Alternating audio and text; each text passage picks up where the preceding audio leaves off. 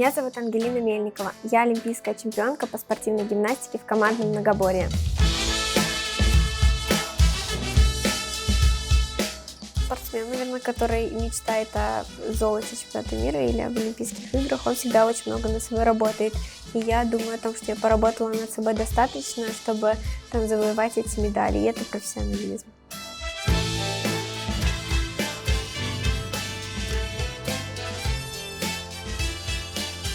Потом, когда я увидела, что мы выигрываем 8 десятых, я, в принципе, поняла, что у нас есть огромный шанс, потому что у нас неплохие вольные, если мы их сделаем, то все будет хорошо.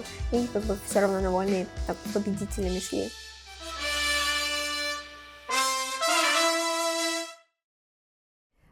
Мой путь в спорте начинался с того, что меня привела бабушка. Я была активным ребенком в детстве, и сказали, что нужно куда-то девать эту энергию, давайте ее куда-то отдадим. И в итоге меня сначала привели на танцы, я сказала, ну, как бы так. Вот. А потом я зашла в зал спортивный, увидела, как там девочка делает переворот на прыжке, и для меня это был шок, и я говорю, я хочу уметь так же. И все, и мы записались на тренировки, я стала ходить на тренировки по вечерам, там вроде на час было, если я не ошибаюсь, с 6 до 7 у нас были тренировки, и я очень-очень хотела ходить каждый день. Плакала, когда меня родители не могли отвезти по какой-то причине, то есть я ненавидела пропускать тренировки. Я поняла, что это перерастает в профессиональную историю, когда я первый раз на первенстве России заняла 3-е место, а 1-е и 2-е место заняли девочки, которые были уже в сборной, а я заняла 3-е, которая просто там тренировалась в Воронеже. И вот с этого момента я поняла, что мне хочется там еще дальше, то, что моя гимнастика растет, и, в принципе, я могу. И тренер всегда мой говорил, что у меня есть талант, что хорошая гимнастика, у тебя есть все для того, чтобы достичь вершин каких-то. Когда меня пригласили в сборную, я очень сильно хотела туда ехать. Во-первых, первое впечатление у меня было зал, то, что это большой зал, у нас такого нет в Воронеже, поэтому, когда я там зашла, я была в полном восторге, и мне хотелось тренироваться. Я, насколько помню себя в детстве, мне постоянно хотелось больше, то есть я постоянно хотела что-то новое учить, и меня вот тренер с детства приучил как бы гимнастику делать так немного играючи, поэтому для меня это было просто как такое интересное хобби, я это очень любила и постоянно хотела что-то новое, что-нибудь сложное, вот эти вот эмоции, там, страха, какого-то азарта, мне всегда хотелось это испытать. То есть тренер привил вам, скажем так, не совсем стандартный подход, что там нужно добиваться и работать, а подход был другой, да? Конечно, когда мы приехали в сборную, там есть определенный план работы всегда, и, конечно, тяжело, когда я всю жизнь тренировалась, например, одну тренировку, а я приехала на спортбазу, и мне надо тренироваться 2 тренировки. И мой тренер прекрасно это понимал, там другой план работы, там нужно больше работать, выполнять какие-то там, например, подкачки там больше, вот. И, например, это не совсем мне всегда подходило, и мой тренер это вот как-то контролировал, что-то варьировал где-то, и, в общем, находил какие-то пути, подстраивал под меня больше план тренировок, старался так делать. И это у него, я считаю, получилось, несмотря на то, что там довольно-таки жестко в сборной ты должен выполнять план работы. Да, мне вообще тренер привил абсолютно всю мою любовь к гимнастике, потому что все мои тренировки в детстве, они проходили с весельем, с радостью. И даже когда были какие-то моменты там падения или где-то мне страшно и нужно было сделать, то есть он это как-то, не знаю, обыгрывал психологически, что у меня не оставалось потом никаких следов, что там что-то страшно, что что-то плохо. Поэтому вот я вот с этим вот шла все эти годы, и поэтому для меня гимнастика — это что-то очень классное, а не какой-то сложный вид спорта, где только травмы, где только добиваются там через сложный путь, через травмы там и прочее, прочее. Нет, для меня совсем другое, потому что я добилась по-другому, и я считаю, что каждый человек может так же. Были моменты, когда, может быть, хотелось там, не знаю, бросить вот такой режим, уехать, обнять родных и побыть немножко там в спокойном состоянии? У меня, именно когда я попала в сборную, у меня не было таких моментов, то есть я не хотела закончить гимнастику никогда, вот, но моя мама всегда очень хотела меня забрать, потому что как только у меня какая-то травма, она всегда говорила, все, езжай домой, ну, то, что здоровье, это же очень важно, и она всегда говорила, все, давай, заканчивай, возвращайся домой, будешь с нами, а я нет.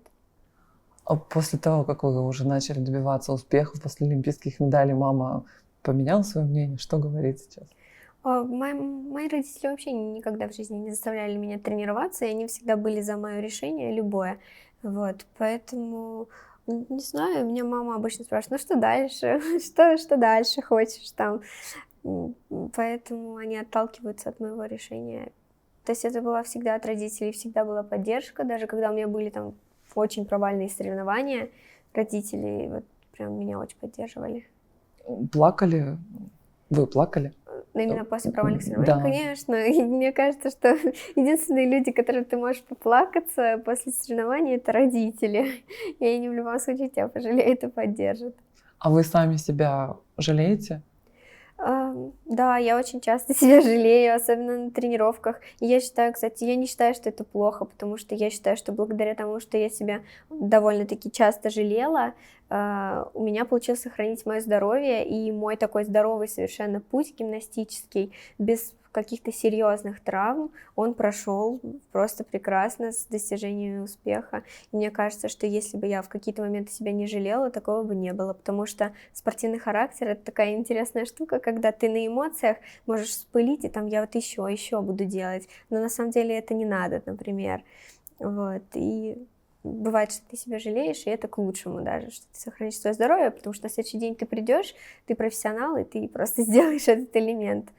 А такой подход у вас сразу сформировался или с опытом пришло понимание? Ну, такой подход 100% с опытом пришел, потому что у меня тоже были годы, когда я была слишком, наверное, амбициозная, из-за этого у меня были травмы, мое здоровье страдало, и потом, соответственно, на соревнованиях там я не очень хорошо выступала, это все сказывалось. Поэтому с таким опытом ты всегда думаешь, что нужно что-то поменять, может по-другому, вот, и пришла к такому, что для меня надо так. Перед Олимпийскими играми в Рио-де-Жанейро у вас, я так понимаю, что был еще такой более амбициозный подход? Да, у меня как раз-таки там была травма серьезная. Да, я не знаю, что было это там, надрыв или разрыв у меня задней поверхности бедра. Вот, как раз-таки это случилось за неделю перед отъездом в Рио, да, вот. И я очень сильно тогда об этом жалела, потому что я была в хорошей форме, в своей, на пике, у меня еще не было пубертата, то есть я могла прям там, выдать свой максимум. А случилось так, что я травмировалась и очень много не смогла. Вообще волнительно, страшно было ехать на свои первые игры? Да, мне, во-первых, волнительно было ехать с травмой, потому что я, когда туда ехала, я еще не знала, вообще смогу я выступить или нет, потому что у меня нога даже выше 90 не поднималась.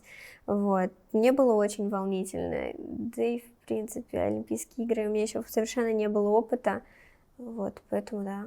С Рио, наверное, я помню только на самом деле негатив практически, потому что у меня там была травма, и все, что я помню, это что я плакала почти каждый день, потому что я засыпала с мыслями о том, что я просто молилась, чтобы на утро у меня была нога получше, но когда я просыпалась, я понимала, что совсем вообще не стало получше ни капли. Вот. И яркий момент, который я помню, вот это когда я увидела, что мы на табло вторые, и я поняла в этот момент, что все закончилось наконец-то, мне не надо больше терпеть боль, и я была вот этим вот счастлива. Мгм. А как поддерживала вас Алия и другие девочки? Девочки меня очень поддерживали из команды, потому что я была еще самая молодая. Они прекрасно все понимали и прекрасно понимали мою травму. Они видели то, как там у меня болит нога сильно. Поддержка вся, которая только могла быть, и моральная, и физическая когда-то. Вот. Алия, да, мы жили с Алией как раз-таки в комнате в одной. Вот. Алия всегда мне помогала, когда я была помладше. Ну, вот вы говорите, да, что было очень больно, через боль выступать, а не было, скажем так, вопроса, чтобы вообще не выступать? Был, Тренер. конечно. Был вопрос. Как раз-таки у нас были 2 запасные, которых повезли. Вот. И до последнего момента, до опробования помоста, да, стоял вопрос о том, чтобы меня снять. Но была какая-то тренировка, на которой главный тренер сказал, что я вот сегодня на нее смотрю, как она делает, и сегодня я решаю, оставляем ее или убираем. Вот. И он посмотрел на мою тренировку, и все-таки решили меня оставить. Вот, и я очень рада, что я не подвела, потому что мне было страшно именно за это. Мне было страшно, что я начну делать и не смогу продолжить. Вот это самый огромный страх был. Даже не страх боли, а вот именно, что я вообще не смогу. Что говорили себе перед тем, как выходить? Перед тем, как выходить на помост, говорила о том, что надо потерпеть. 1,5 минуты хотя бы надо потерпеть. Ангелина, когда вообще у вас появилась мечта и мысль стать олимпийской чемпионкой и завоевать олимпийские медали? Мечта до самого детства, наверное, когда ты еще прям совсем малышка, ты там спрашивают, о чем ты мечтаешь? Стать олимпийской чемпионкой. Хотя ты еще там до конца не понимаешь, что такое вообще олимпийская чемпионка, но ты всегда говоришь, стать олимпийской чемпионкой. Вот. И осознанная, наверное, перед Рио, потому что, не знаю, это высшая награда спортсмена, которая только может быть. Мне кажется, каждый спортсмен об этом мечтает. Вы как-то рассказывали, что в Лондоне вы смотрели Олимпийские игры, подносили стульчик, садились и смотрели. Расскажите вообще. Это забавная история. Просто сам факт того, что когда была Олимпийские игры в Лондоне, мне было 12 лет, я уже была тогда в сборной, точнее, я была пару раз где-то на сборах, и я видела там Алию, Вику Комову, Настю Гришину, например, вот, и было лето, я смотрела Олимпийские игры, и да, я тащила стульчик поближе к телевизору, садилась и смотрела, у меня прям четкая картинка в голове есть, как Алия делает бревно, я очень сильно за них переживала, я болела прям, вот, и интересно, что в 2012 году я смотрела это по телевизору, а в 2016 году я уже вместе с Ильей, с Машей Посекой выступала в Рио. Ангелин, как повлияла на вас, как изменила вас медаль Рио-де-Жанейро? Очень сильно изменила медаль меня в Рио, потому что я после Рио, наверное, стала понимать, что вот она взрослая гимнастика, то есть это уже совсем другое, это не то, что было до этого. И я поняла, что до этого просто у меня случалось так, что я постоянно выигрывала все, а в Рио у меня получилось так, что я, кроме командной медали, там лично для меня личные соревнования были очень провальными. Вот. И я поняла, что вот там ты в один момент о чем-то мечтаешь, но ты делаешь какую-то ошибку, и ты уже не можешь изменить ничего, и это вот, по сути, там взрослая жизнь, взрослая гимнастика. И вот в этот момент у меня пришло осознание, что тоже нет права на ошибку, то есть это не как раньше. Ругали себя за Олимпийские игры в Рио? В Рио, да, и у меня было отчаяние, наверное, после Рио. Я не понимала вообще, как я так могла, что я вообще там натворила. Вот. Но я говорю, вот ко мне после этого пришло сознание, что это взрослая гимнастика и взрослые ошибки по-настоящему. Поэтому я просто это приняла, и вот с этим пошла дальше. Уже, конечно, у меня там в голове все перевернулось, что нужно относиться по-другому, что такое вообще бывает, когда ты все проиграл абсолютно, потому что до этого у меня такого не было. Вот, и я это приняла, и вот с этим пошла дальше. После Рио, кстати, еще поняла, что лучше поехать здоровой на соревнования, не такой готовой, но здоровой, потому что когда у тебя есть травма, это очень тяжело, это просто минус 50% успеха. А не было мысли после Рио, что завершить карьеру? Нет, вообще нет. Я всегда думала, что я буду заниматься гимнастикой очень долго. Потому что, я не знаю, я люблю этот вид спорта. Мне не доставляет никакого негатива там ходить в зал. Да, я устаю, но на следующее утро я просыпаюсь, и мне нормально. Я могу пойти в зал и потренироваться.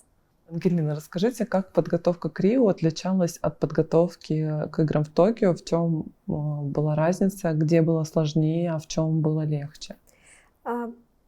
Подготовка к Рио и подготовка к Токио — это вообще две разных подготовки совершенно, потому что перед Рио меня готовил тренер, наверное, потому что я совсем прям была маленькой, я еще вообще не знала, что происходит, что такое гимнастика, вот, а перед Токио я полностью, наверное, уже с осознанностью, с целями подходила, да, и полностью я знала, что мне надо, как мне надо работать, чего я хочу. То есть я уже больше, наверное, сама как бы готовилась туда, нежели опиралась на тренера или еще на кого-то.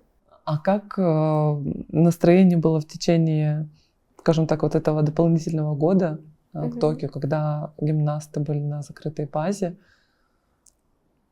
Настроение в это время перед Токио было ужасным. Просто вот этот год, он карантинный еще, и мы на базе были закрыты. Я никогда в жизни не думала, что я настолько ленивый человек. То есть у меня просто полностью появилась апатия от того, что мы живем в закрытой местности, от того, что каждый день это просто монотонно, все одинаковое. Вот. И мне стало очень тяжело. Я жила от тренировки до тренировки, от утра до утра, наверное, и надеялась, что следующее утро будет каким-то другим, но оно не было абсолютно другим. И вот именно из-за этого я начала себя развлекать такими занятиями, как итальянский язык, английский язык, диджитал рисование. То есть я стала отвлекаться от гимнастики, пытаться как-то чем-то себя занять. Я создавала себе иллюзию, что мне весело, хотя мне было вообще не весело, я не знаю. У меня пропал интерес совершенно, вот опять-таки к фотографии, то, что я очень люблю. Я раньше могла там ходить и фотографировать, ну, какие-то ракурсы подбирать, я не знаю, что-то красивое искать. У меня просто пропал вот к этому все желание. Я думаю, может, что-нибудь пойти пофоткать? Думаю, нет, вообще не хочется. И то есть это просто отбило все желание. Вот этот вот карантин на базе, он отбил вообще желание жить, мне кажется, у меня. Ну, вы когда в интервью говорили, что это как в тюрьме практически. Ну, конечно, да, потому что это каждый день тренировка в одно и то же время. Одни и те же люди, одна и та же еда в столовой, одна и та же комната. У тебя в комнате даже ничего не меняется, потому что ты не можешь себе ничего купить, потому что ты не можешь выехать оттуда.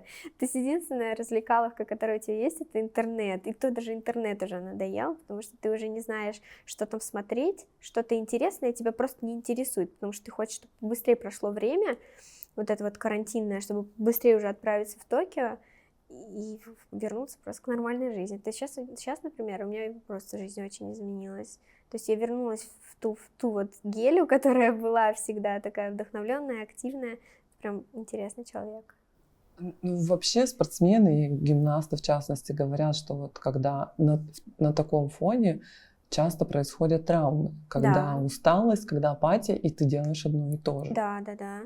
Потому что ты уже начинаешь, травмы происходят в таком как бы состоянии, потому что ты уже начинаешь относиться к этому. Да я ж и так делал, и ты начинаешь расслабляться. А когда ты расслабляешься, ты не знаешь, в какой момент ты получишь травму. Нужно всегда быть сконцентрированным. А вот эта вот апатия, она тебя заставляет относиться ко всему так безразлично. То есть тебе уже надоело, и вот я еще раз вот сделаю через силу, и потом еще раз, и у тебя травма, и до свидания. Ну вот мне удалось сохранить баланс перед Токио именно за счет предыдущего своего опыта, в котором я выяснила, что нельзя относиться безразлично к каким-то элементам, и нужно всегда концентрироваться, иначе потом можно очень сильно пожалеть. Поэтому каждую тренировку я держала себя в напряжении о том, что нужно серьезно относиться.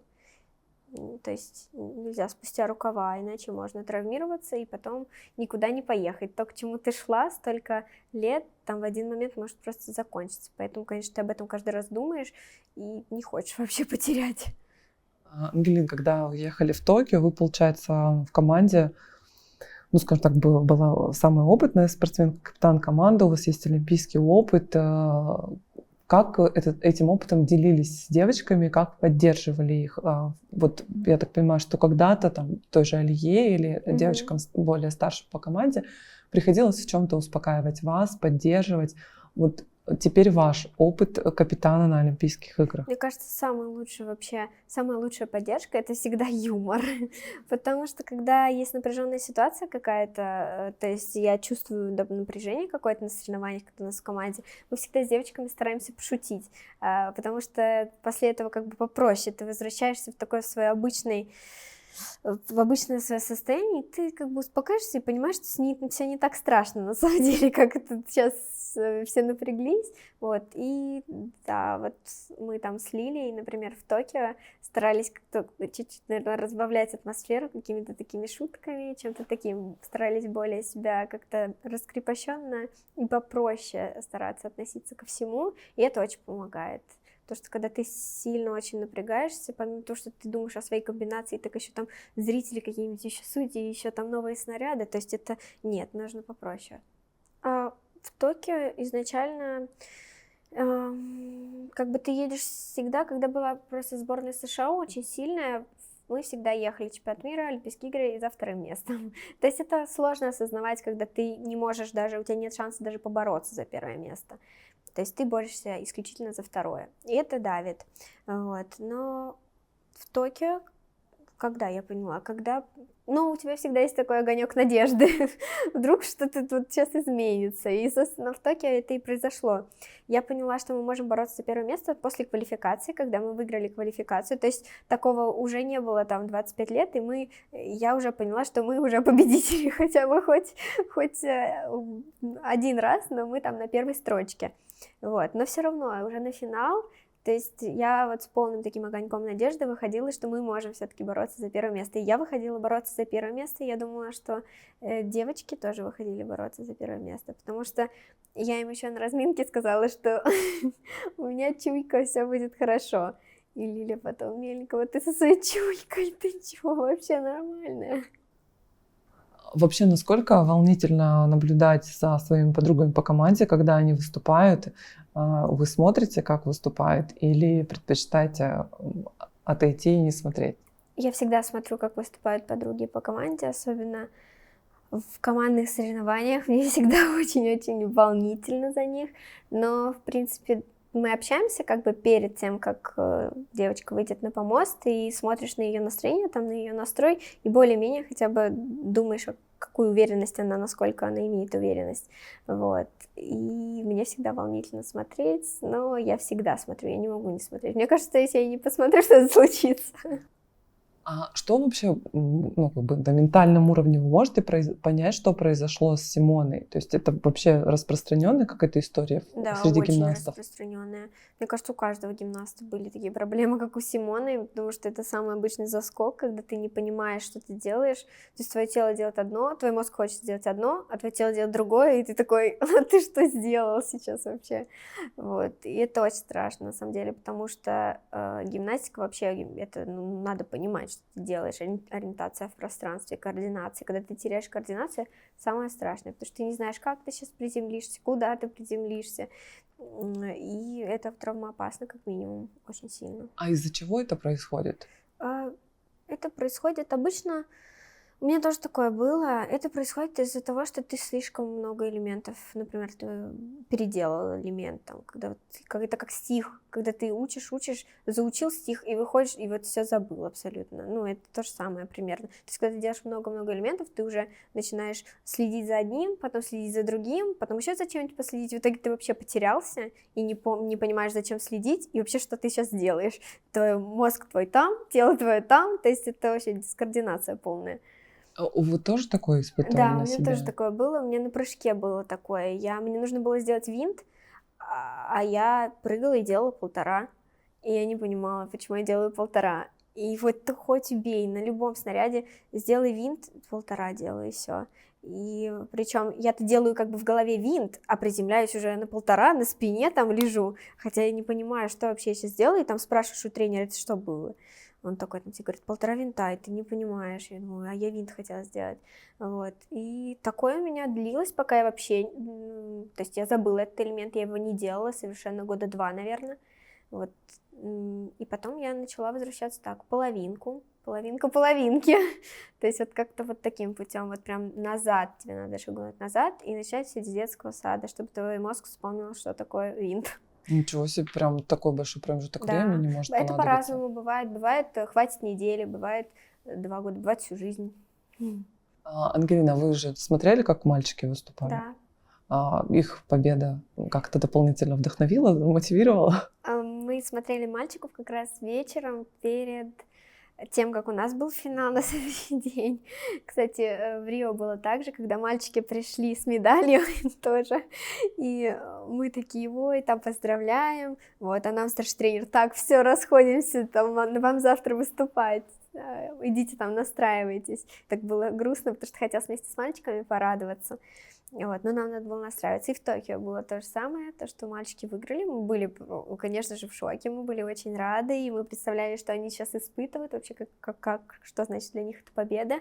Вот, и да, вдохновились все такие: мы тоже хотим, мы тоже хотим. В день финала снаряды, какой снаряд вам дался тяжелее всего эмоционально и физически? Тяжелее всего дались, наверное, нет, брусья, я думаю. Брусья, потому что брусья всегда для меня такой очень снаряд переломный, потому что мне тяжело он дается просто. Вот. И бревно, конечно, когда мы упали 2 раза, там вообще ты думаешь: господи, что мы наделали, мы все упустили, просто сейчас коту под хвост. Но потом, когда я увидела, что мы выигрываем 8/10, я, в принципе, поняла, что у нас есть огромный шанс, потому что у нас неплохие вольные, если мы их сделаем, то все будет хорошо. И как бы все равно на вольные так победителями шли. Да, бревно всегда такой снаряд, он скользкий очень, в прямом и в переносном смысле.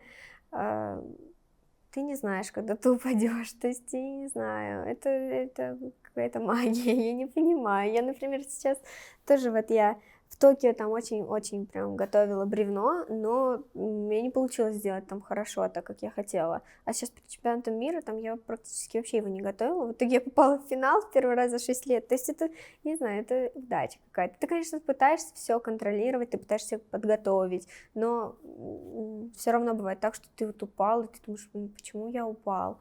Вот. И упала Влада, да, когда Влада упала, я подумала, что мне сейчас точно надо сделать. И, в принципе, я, кстати, шла уверенно довольно-таки, что я сделаю, но я поторопилась как бы встать, и из-за этого я упала.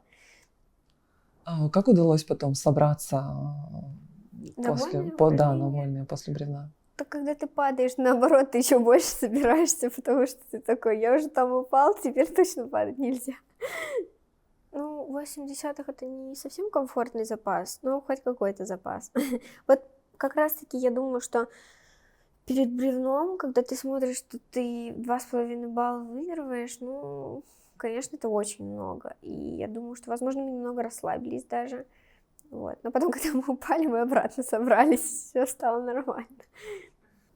А мне вообще вольные упражнения в командном финале дались очень легко, потому что я выходила выиграть, потому что я понимала, что мне надо просто остаться на ногах, мне даже ничего не нужно сделать, то есть нужно просто встать, вот. И я выходила с хорошим настроением, еще девочки там что-то шутили, стояли, вот, поэтому, не знаю, просто вышла и сделала в удовольствие абсолютно, вот. И когда приземлилась в последней диагонали, я поняла, что мы выиграли, и это были офигенные эмоции, потому что в один момент, когда у тебя там секунду назад нет ничего, и через секунду у тебя есть все, это очень круто. Похоже на сказку?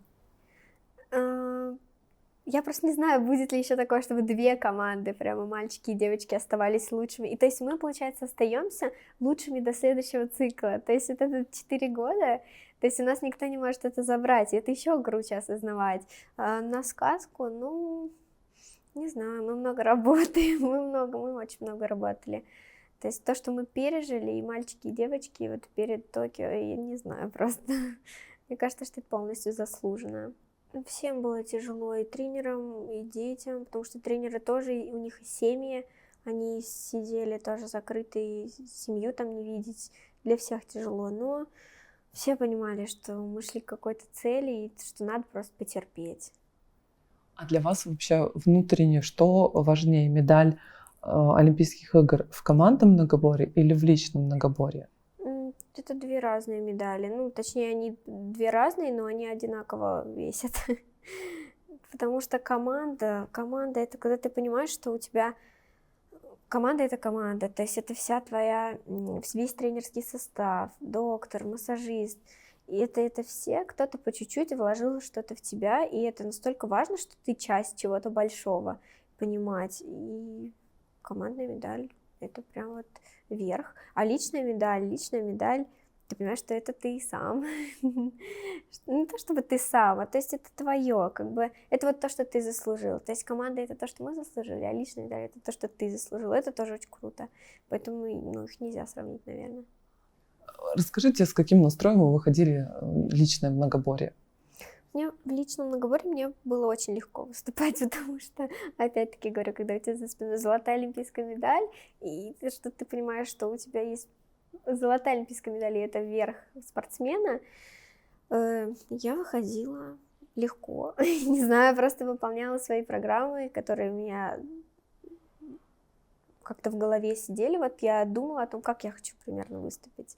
Вот, и, собственно, у меня получилось так. У меня была цель на вольные упражнения, это точно, потому что мне не хотелось свой коронный снаряд вот прям упустить. Очень не хотелось, потому что я очень люблю вольные упражнения. Я прям в удовольствие их делаю, поэтому мне очень хотелось там медаль. И брусья, не знаю, я никогда не считала себя брусисткой, поэтому если бы я сделала, может быть, у меня была бы медаль. Но так как я не сделала, упала, ну, так случилось как бы. Вот. И прыжок — это мой риск знаменитый, который я надеялась прыгнуть получше, если честно, но я слишком рано раскрылась, из-за этого у меня была большая ошибка на приземлении. Вот. Но я рада, что у меня хватило смелости, по крайней мере, зайти на этот сложный прыжок, который я практически не готовила, и это вот прям был риск для всех, и я думаю, что тренеры тоже стояли там под помостом, тряслись и не знали, что сейчас будет. А вы вообще смелый человек?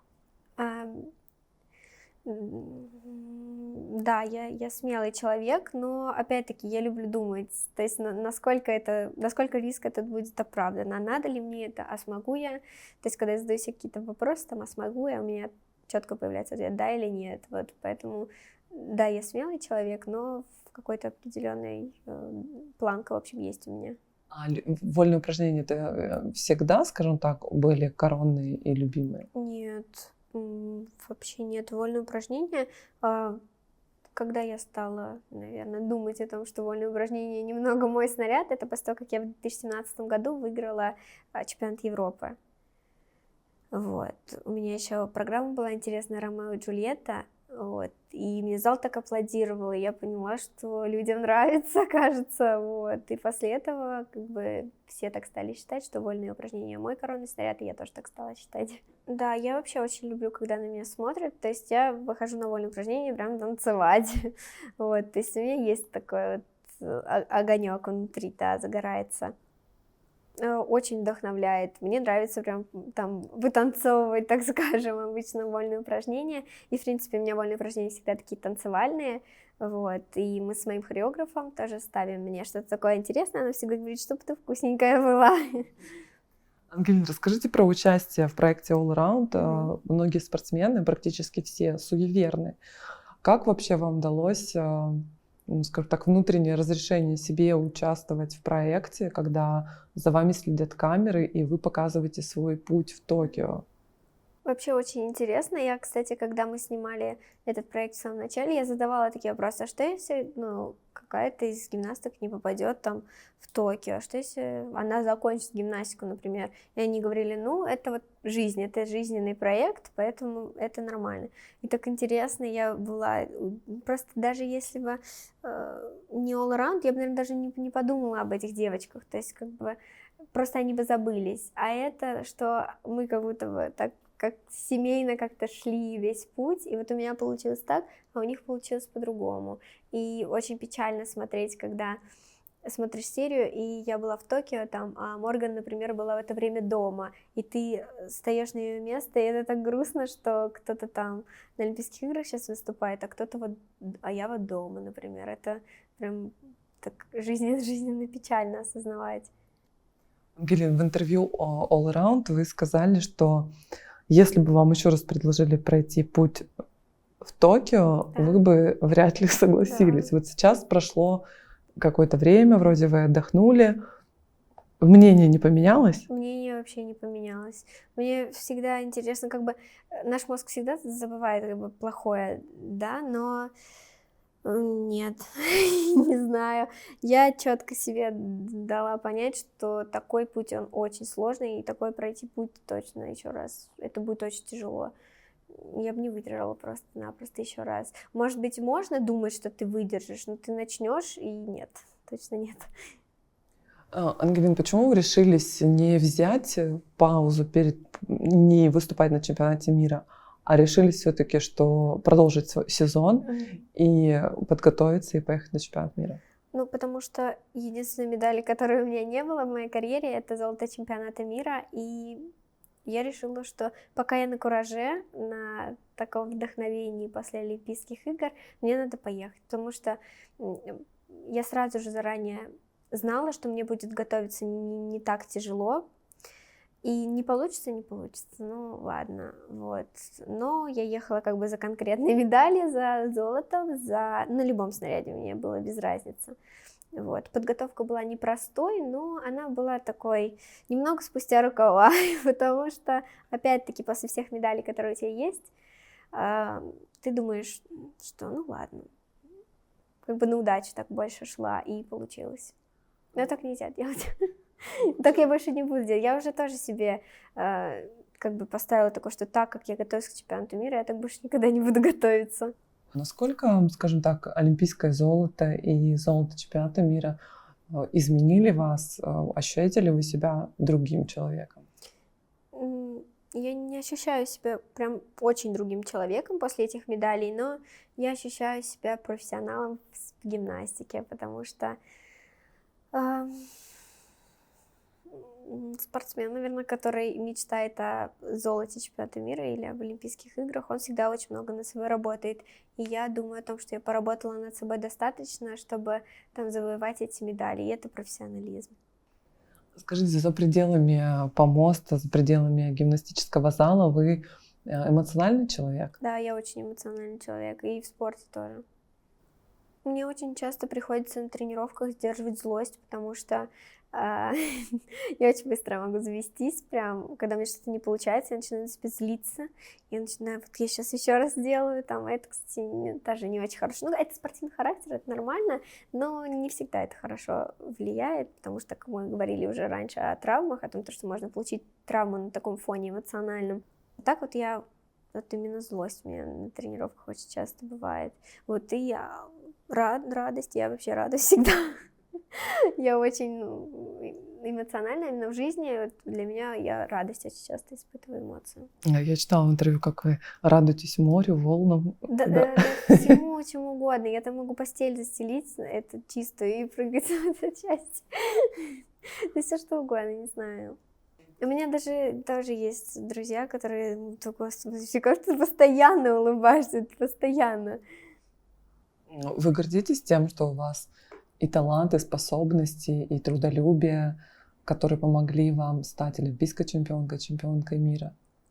Я, наверное, горжусь даже не тем, что у меня это все есть, а тем, что я это не растеряла. Особенно я очень трудолюбивый человек, и благодаря трудолюбию вот я тоже многого достигла. Ангелина, вы недавно перенесли операцию на глаза. Расскажите вообще, как плохое зрение мешало как-то вам в спорте? Случались какие-то сложности из-за этого? Как сейчас ощущения? Сейчас очень хорошо. Я до сих пор не могу привыкнуть, что вечером я могу там лежать на кровати и могу видеть телевизор, когда всегда мечтаешь там перед сном посмотреть фильм, и когда я линзы снимала, я уже не видела вдаль особо хорошо. И сейчас не могу прям привыкнуть, что вечером могу там телевизор посмотреть, например, или утром просыпаюсь и из окна очертания домов вижу. Пока что для меня это прям очень непривычно, и я сейчас кайфую прям. Вот, но опять-таки линза — это инородное тело. У меня очень истощилась роговица за это время. Также мне было неудобно, у меня болела иногда голова от линз. Во время каких-то элементов они могли сдвигаться, это тоже приносило дискомфорт. В общем, потом я и от линз тоже устала, и я очень мечтала об операции, 2 года, наверное. И вот сейчас после чемпионата мира я решила, что точно надо делать. Быстрее написала доктору, она сказала: приезжай, и мы сделали. Мир заиграл новыми красками. Да, это 100%, да, потому что когда ты видишь четко, это совсем вообще другое. Ангелина, из-за чего зрение, в принципе, начало снижаться? Из-за спорта или это какие-то другие были предпосылки? Мне сказали, что вообще это из-за физических нагрузок, но я думаю, что это тоже отчасти генетика. Не знаю, телефон, как и, в принципе, у всех, наверное. Были какие-то казусы с линзами на соревнованиях или на крупных стартах? Нет, на соревнованиях никогда не было у меня казусов с линзами, потому что я всегда себе запасные брала, потому что я знала, вдруг что-то произойдет, но я знала такие истории, когда кто-то делал, там и линза вылетала, например. Вот, поэтому я стала брать с собой запасные, и у меня, слава богу, ничего не случалось. Ангелина, что может вас замотивировать остаться еще на один олимпийский цикл и выступить в Париже? Ничего, я замотивирована и так, мне не надо мотивировать.